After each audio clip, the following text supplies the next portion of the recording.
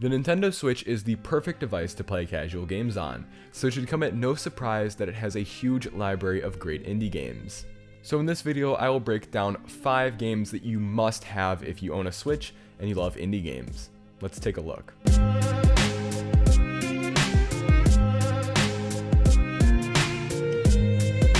I have some level of experience with all of the games that I'm going to be talking about, and I can definitely recommend all of them, so I didn't see any need to rank them in any sort of order.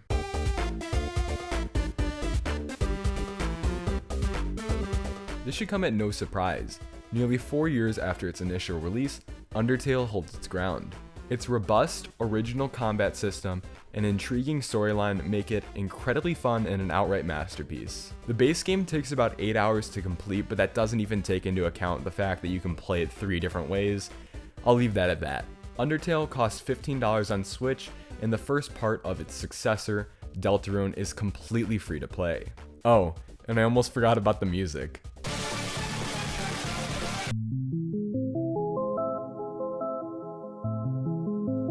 A nominee for Game of the Year last year, Celeste is equally as visually stunning as it is challenging. I must have died literally 1,000 times playing it, and that's no exaggeration. Besides the difficulty, the platformer's progression feels perfect.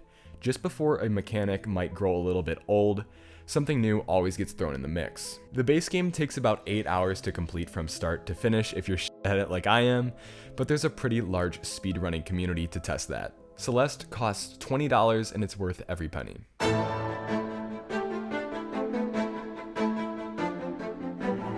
Hollow Knight's gameplay fits the developer's description perfectly. Tight and fluid. The Metroidvania-like game impresses in its visuals, music, and sheer length from being from a indie studio. If you're trying to get a large bang for your buck, the game's base story takes 30 hours to complete, and that doesn't even take into account the 4 additional content packs that are completely free to download that have been added since its release. Hollow Knight is filled with interesting level design, great bosses, and interesting enemies, so if you have a mere $15 on you, I would definitely pick this one up.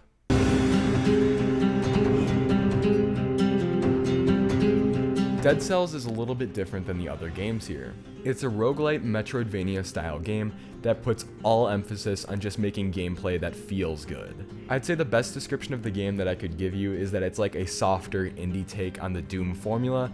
If you've ever played Doom, you probably know what I'm talking about. While Dead Cells is the most expensive game on this list, coming in at $25, its legitimate replayability justifies that price tag to me. Overall, if you're looking for fast-paced 2D action, I wouldn't recommend anything else.